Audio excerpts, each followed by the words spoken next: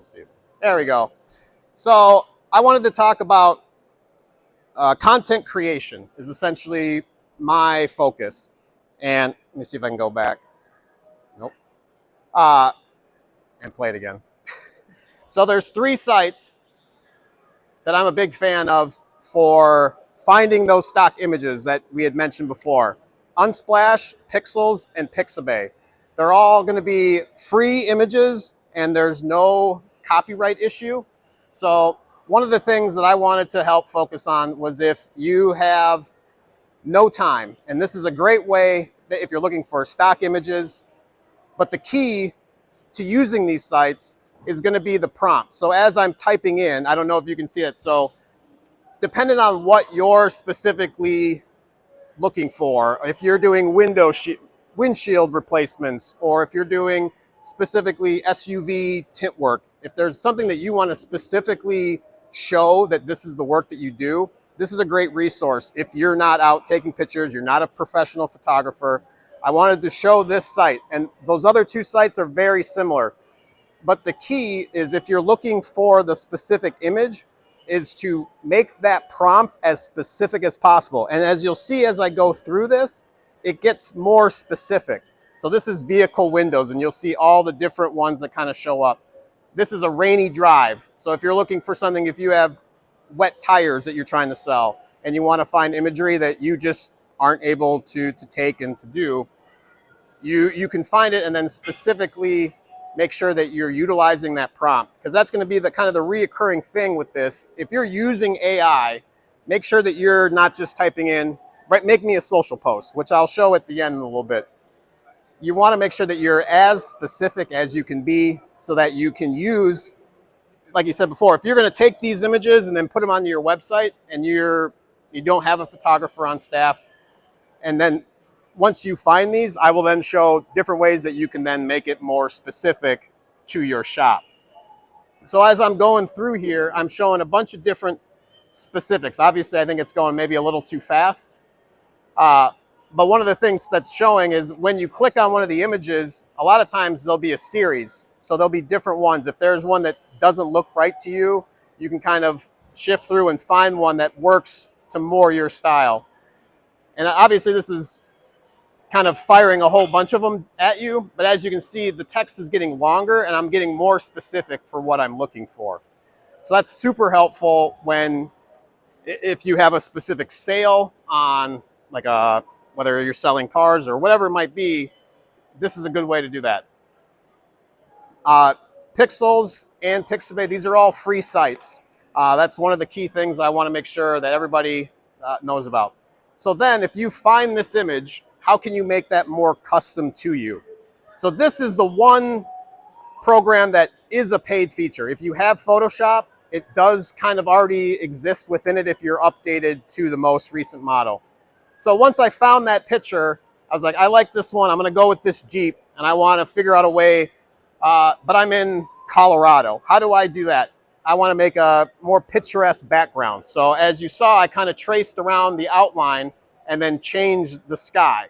So whether it's you want to put it in a city, you can do that. If you want to change, like I said before, where it's raining or anything like that, you can also then manipulate background stuff. So that's something that if you wanted to change like the scenery that's there, there's all these tools that are within it.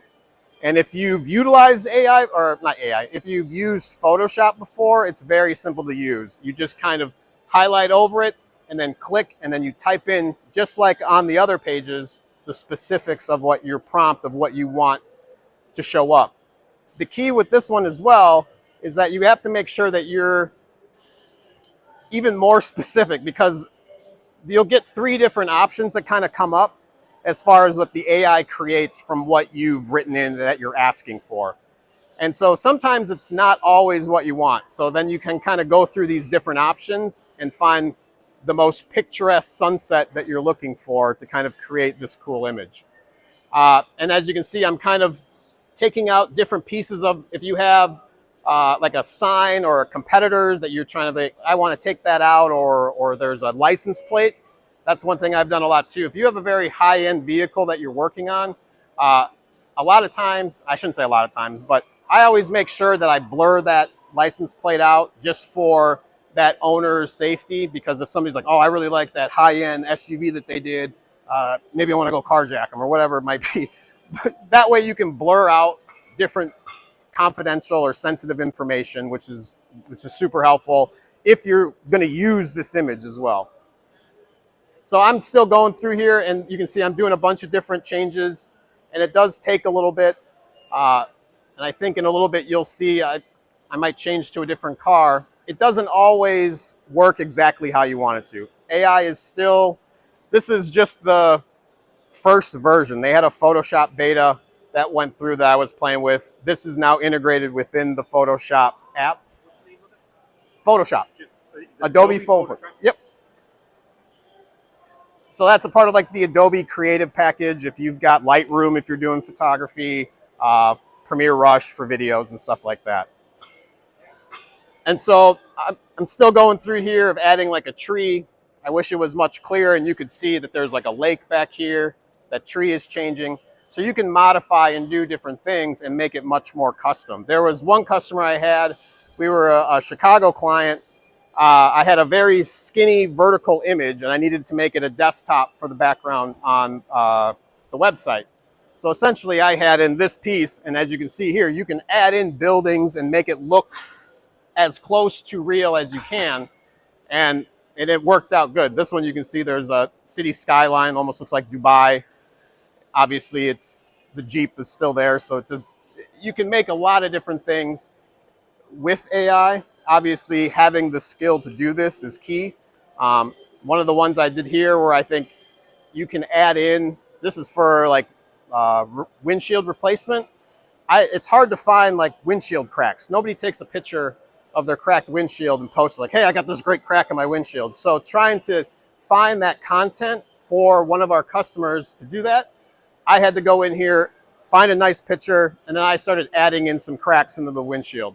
And so those are some of just the little simple things that AI can do when, if you're trying to find a problem to solve for a customer, this is a great way to kind of get the images that you're looking for within your content. One of the next ones that's going to come up, and we'll see if it's going to show, probably the most popular one I've done, since we do a lot of window tinting company, or we work with a lot of window tinting companies, one of the things is trying to change the fade of trying to show a much darker tint on the cars. So here I'm still going through the different different cracks and chips. So it's trying to be specific to figure out, because I don't know if you saw earlier, there was one that looks super computer generated. So those are the things too. You got to make sure you're not, just like Patrick said, you're not just hitting it, sending export, and then just putting the image out without making sure you're going in, this looks like what I want. But yes, and I will go back to the prompt. That was the key to this whole thing. Making sure that you're writing out, having a thought process before you're going into doing any of this stuff.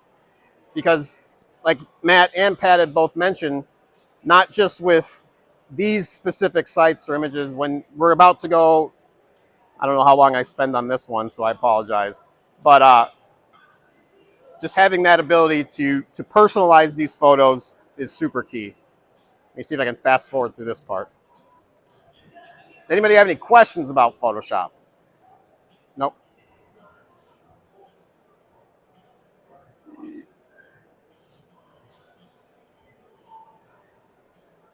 I apologize, I didn't realize I spent that long on those cracks.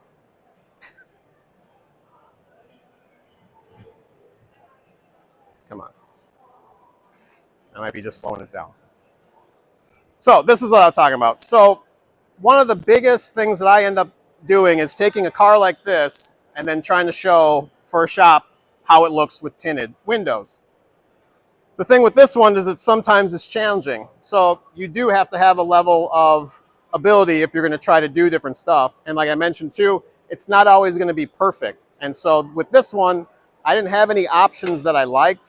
So I went back to the original option and I ended up, and you'll see, I'm going to go through here and edit, where we turn this window black, and there's some weird stuff where you'll see like a face shows up, and all I was asking for was to make the window dark, and yet it does all kinds of crazy stuff. And here I am fast forwarding and editing this one, and it ends up looking great. So there's lots of different pieces and tools that you can use, and obviously some of them are more complex than others. That's why I just wanted to at least kind of show, and you can see there's the difference of it going back and forth. So now, since Pat and Matt both talked about Gemini and ChatGPT, I wanted to show practically how this works and how to make sure that you're using the proper prompt. So here I just said, create a post for Acme window tinting. And it did a nice one. It was just, that's simple. If that's all you want, that's fine. I wanted to have something maybe a little more. So I decided, let me change this window tinting with an image that'll go with an image of an SUV. And so I wanted to make sure I had the text that was paired properly with that image I just created. And so I want to make sure that I'm editing this correctly and doing it as specifically as possible to make sure that I'm getting the proper result in the post that I would end up using. And so, and you can see I'm going to go through SUV, and as I go, this one I decided to create a LinkedIn post for a luxury SUV while describing the benefits of, I think I have, of glare reduction and UV protection. So a lot of these things, if you want to make sure that the customers are understanding that these are the benefits that are coming with your product, stick them into this post, and then it's going to end up kind of creating this content for you that I'm no copywriter by any means. And so for me, if you're not a professional photographer, Unsplash, Pixels are great places to go find stock images and content to then post. And you can use Geo Imager with those things like you had mentioned before. We use a lot of the stock imagery, and then for your company, we would tag your specific location within that image, and then use some of these things to then go through and create the post or create other content.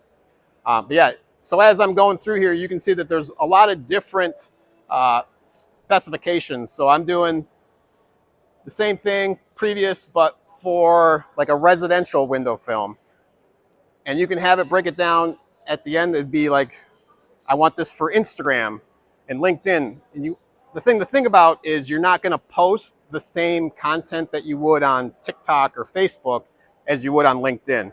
LinkedIn is a much more professional network. We've gotten a lot of questions about it today just because it's something that a lot of people don't think that it's a resource to generate business. It's one of those, a lot of people think that's just where I go to get jobs, or that's where I'm going to go check my resume. But make sure that you're utilizing LinkedIn, because that's where administrators, contractors, people who are in positions of power aren't going to be usually on Facebook. They're going to be on LinkedIn. All the people that I know that aren't on Facebook are on LinkedIn, and they're my much more professional friends. So I'll get back to this one. So again, you can kind of break it down, have them add in spots for your contact information. It'll give you this whole kind of post where you can then go and stick everything in. And to me, it's been such a time saver, because like I said, I'm not someone who's going to come up with creative content or copy on the fly. It might take me a little while, especially if I want to do something specific for this location and this shop, and they do this work, versus trying to come up with something. I can just stick it in here, add the specifics, making sure I'm writing out the prompt correctly for exactly what I'm looking for. And then typically I'll get a nice post, and then just like Pat says, don't just copy and paste this. Make sure it says what you want it to say.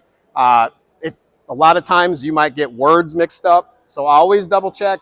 Always make sure that even when you're copying it in, double check everything and make sure that all of the content is correct. And so here at the end, I kind of was like, took the same post and now create a TikTok ad, and then it kind of, or Instagram post. So each one is different the way it's laid out. I hope that helped. And I didn't run through it too fast. Oh, and I had one last, I forgot about this, a bonus tip. If you're creating YouTube videos, Opus Clip is a great spot. You can go and put the link of that video into this, and it'll generate like 30 or 40 clips that you can then use all like vertical style. So takes a horizontal YouTube video and then puts them in the social media reel or YouTube short style. Still go through those and check those as well, just because, again, AI loves to kind of move things about. But yes, thank you guys for your time. Unsplash, Pixels, Pexel, and Pixabay. Pixabay. Yes. No problem.